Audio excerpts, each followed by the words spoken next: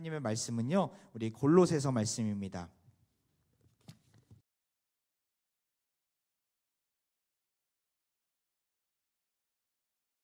말씀, 우리 저와 여러분이 교독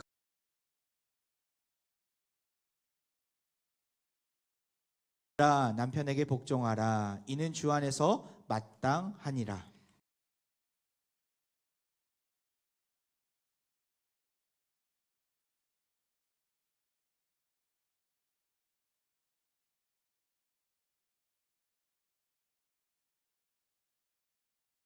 네, 자리에 앉아주시기 바랍니다. 오늘은 설교자가 2명입니다.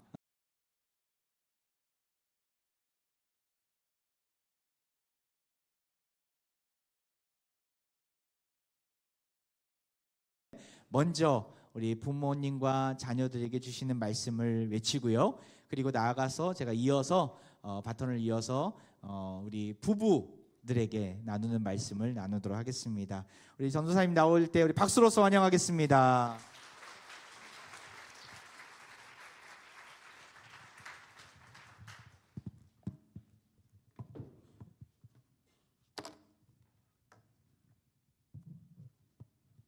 네, 할렐루야, 반갑습니다.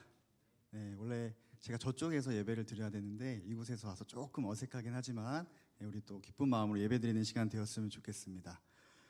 여러분, 그 성경에 가장 처음인 창세기 말씀에 보시면요, 하나님께서는 아담을 통해서 가장 첫 번째 가정을 세우십니다.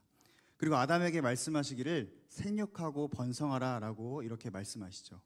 뿐만 아니라 창세기 9장에도 넘어오시면 하나님께서는 노아의 홍수 이후에 새롭게 시작하는 인류를 향해서도 생육하고 번성하라 라고 이렇게 말씀을 하십니다.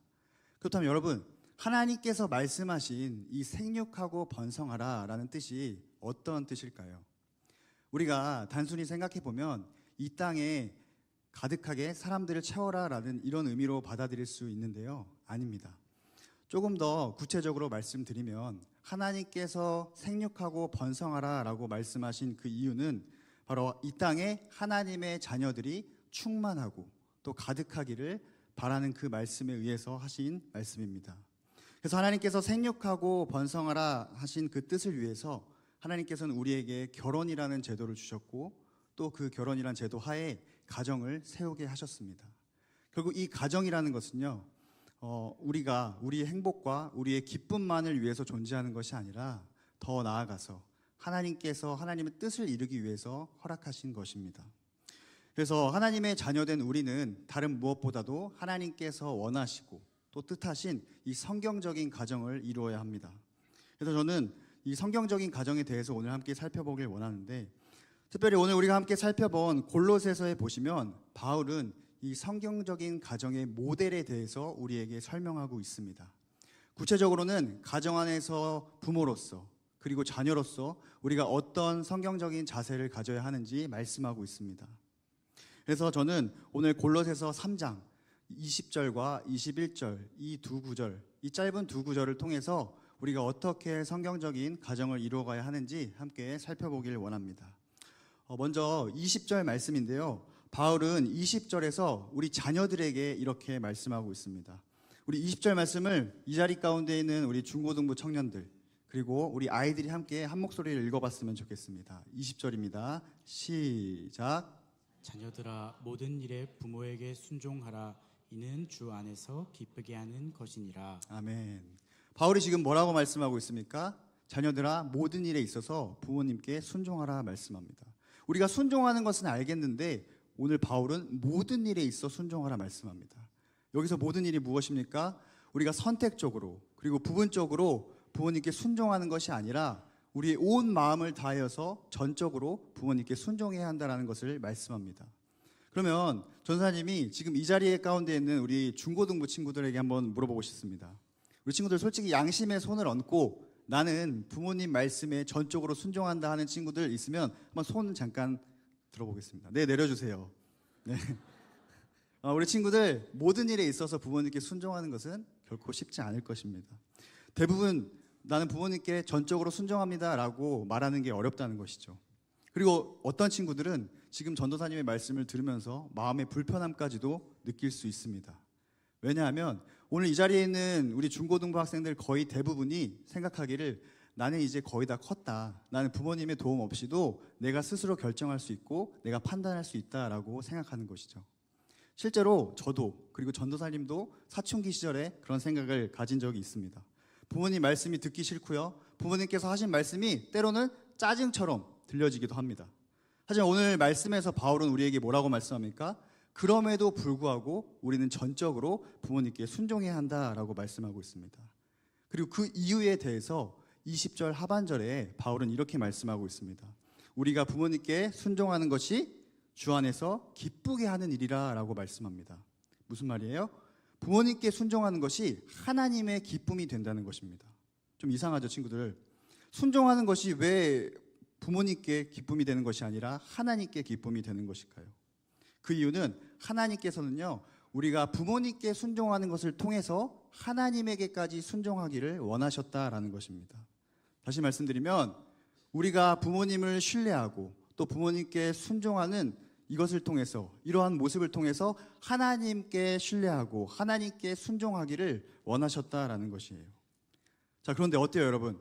우리 친구들 부모님께 순종하는 게 쉽나요? 쉬운 친구들 있을까요? 아무도 없을 거예요. 왜냐하면 순종한다는 것은 나의 뜻과 생각을 내려놓고 온전히 하나님의 말씀을 따라야 하기 때문이에요.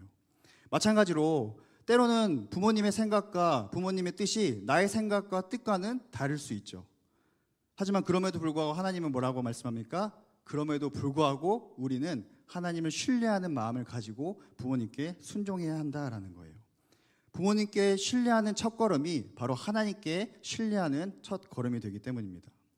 그래서 하나님께서는 우리에게 이러한 가정이라는 제도를 주시고 특별히 부모와 그리고 자녀라는 관계 속에서 자녀된 우리가 부모님께 순종함을 통해서 하나님께 순종하기를 하나님은 원하셨다라는 것입니다.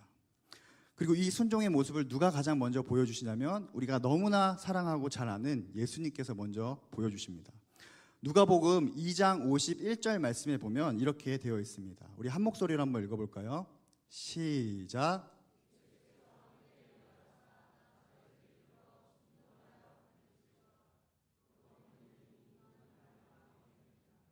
네, 예수님께서도 이 땅에 하나님이셨지만 이 땅에 내려오셨을 때 어떻게 하셨어요? 부모님께 전적으로 순종했어요. 하나님께 순종하는 그 마음을 갖고 부모님께 순종했다는 거예요. 혹여 우리 친구들 가운데 지금 전도사님이 하는 말씀이 이 내용이 조금 불편하게 들리더라도 오늘 말씀처럼 우리가 부모님을 신뢰하고 또 그 신뢰하는 가운데 순종하는 친구들이 되었으면 좋겠습니다. 그것이 바로 하나님께서 기뻐하시고 뜻하시는 일이 되는 것입니다. 둘째로는 21절 말씀인데요. 21절에서 바울은 부모님들을 향해 말씀합니다. 우리 21절은 여기 함께 계신 부모님들께서 합독으로 읽어보도록 하겠습니다. 21절 시작. 아비들아 너희 자녀를 노엽게 하지 말지니 낙심할까 함이라. 네, 바울이 지금 부모님들에게 뭐라고 말씀합니까? 자녀들을 노엽게 하지 말라. 낙심할까 하노라라고 말씀하고 있습니다. 여기서 노엽게 한다라는 것은요, 자녀를 화나게 한다는 것이고 낙심케 된다는 것은 자녀를 인격적으로 모독해서 마음의 상처를 입는 일을 말씀합니다. 그러니까 바울이 지금 여기서 말씀하는 바는 무엇이냐면 자녀들을 화나게 하거나 마음의 상처를 주지 말아라라고 이렇게 말씀합니다. 그러면 부모님들은 이런 생각을 할 수 있죠. 그러면 우리 자녀를 위해서 우리가 훈계도 우리가 아이들을 가르칠 수도 없는 것인가라는 생각을 가질 수 있습니다. 아닙니다. 자녀들을 향한 훈계는 반드시 필요합니다. 그럼 바울이 지금 여기서 자녀들의 감정을 건들지 말아라라고 하는 이 말씀은 어떤 의미입니까?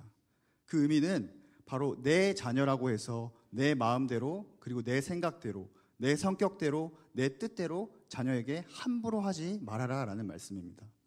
실제로 오늘 바울이 지금 말씀을 전하고 있었던 1세기 당시 이 가정들의 문화를 보면요, 굉장히 가부장적인 모습이 강했습니다.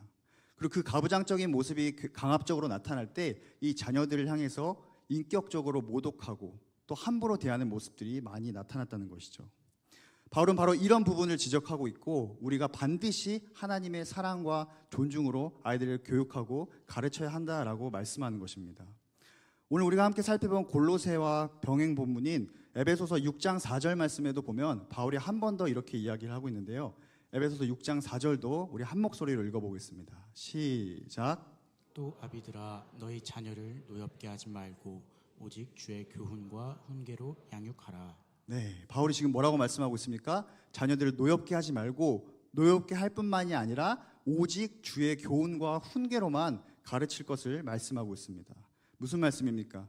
내 감정대로, 내 뜻대로, 그리고 때로는 내 생각대로, 내 철학대로 자녀들을 대하고 함부로 하는 것이 아니라 오직 주를 향한 주의 말씀을 가지고 아이들을 훈계할 것을 말씀하고 있는 것입니다. 그리고 여러분, 우리를 한번 생각해 보면 어떻습니까? 우리가 다른 사람의 물건을 빌렸을 때조차도 우리는 그 물건이 상할까 조심히 다루어 사용합니다. 하물며 하나님께서 하나님의 사람으로서, 하나님의 자녀로서 잘 자라나도록 우리 가운데 맡겨주신 자녀라고 생각을 할 때 우리는 아이들에게 함부로 할 수 없는 것입니다.